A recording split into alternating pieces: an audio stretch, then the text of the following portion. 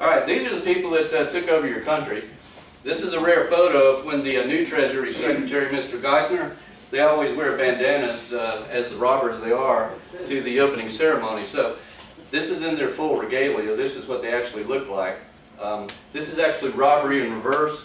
They normally look like this, but when they appear to us to steal our money, they take the bandanas off. Okay? So that's Paulson and Bernanke and Geithner, if you don't know them. But these are the people running the show. All right? Now, what's happening is these people are telling what I call biblically proportioned lies. I think the greatest lie that's ever been told on the planet was when God asked Cain, "Where is your brother?" And standing right in front of God and just telling him a bald-faced lie after he killed his brother, he says, "I don't know. Am I my brother's keeper?" To me, that's the biggest lie ever told. But right behind it has to be Bernanke. And he said in September 11th of 2007 at a Bundesbank lecture, "It is not the responsibility of the Federal Reserve, nor would it be appropriate to protect lenders and investors from the consequences of their financial decisions." Whew. What a whopper. That's got to be the second biggest lie ever told. And I would think the third biggest lie is there's no inflation. All right? They want to pretend like there's no inflation. Let me show you something. This is my prop. Have you guys seen this new Wheaties? It's called Fuel. You know, I saw it on television. I thought, well, it looked pretty good. I'll buy me some. Went to Harris Teeter, bought a box. $4.29. I lie to you not. $4.29 for Wheaties. All it is wheat and rice. That was amazing. And I thought, well, I'm going to work on a little magic for you. Watch this.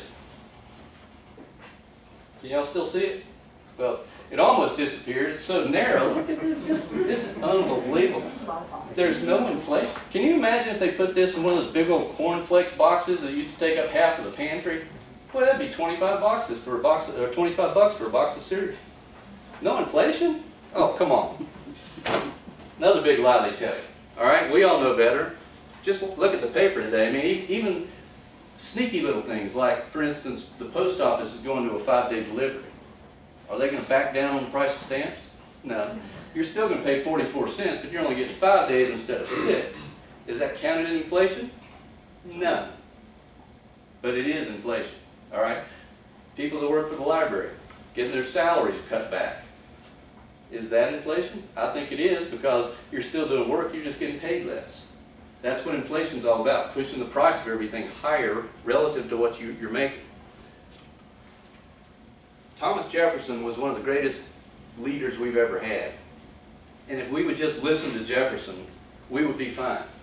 And you can read all these quotes from Jefferson, and if you brought him to life today, he would be so relevant, it's unbelievable. But Jefferson was a genius. But one of the things Jefferson said was, "I believe that banking institutions are more dangerous to our liberties than standing armies." 100% right. Because the people taking over the country now are taking it over without an army. All they're doing is using the threat of, you don't want the banks to go bankrupt, do you? Well, why not? You know, one of the things they use is they say, well, you know, the big banks can't go bankrupt. We can't let that happen. Think about it. What if Bank of America had gone bankrupt and gone out of business? What would any of you guys that had your money with Bank of America, what would you have done? Like me, I've got money in Bank of America. I would have taken my money and gone down the street to BB&T or somebody else. And guess what? They couldn't handle all the business. They would have to hire a lot of people from Bank of America to come to work for them. So come on. Don't tell all these lies. Let's just be honest, all right? But Jefferson told us what was going to happen if we let the banks take over. This is the way they do it. This is a little trick. This is the creation of money. Now, we know they create money out of thin air. Okay, it's called fiat printing. There's nothing that backs our money. I think we all know that. But here's a little trick in the banking world. Why, when the banks had to save everything and the economy was so good, why didn't they throw it out of helicopters to us like Bernanke promised? Another lie he told. Why didn't they throw it out of helicopters to us? Why didn't they give us the money? Because the way the banking system works, if you push $1 trillion into the banking system, it has a multiplier power of 9. That means the banks get $1 trillion and they can loan out 90% of it. And then out of that, they can loan out 90% and 90% and so on, so that, in this case, they're looking at $10 million actually becomes $100 million. So think about this. When they pushed $1 trillion into the banking system by the lending power of 9, that's really $10 trillion. So when Bernanke throws out $1 trillion and the Treasury throws out $1 trillion, that's $20 trillion. The entire market capitalization of the world is less than $60 trillion. That's how much money they threw into the market all at one time. Now that's incredible amounts of money being pushed into an economic system, which is one reason the market rises, right?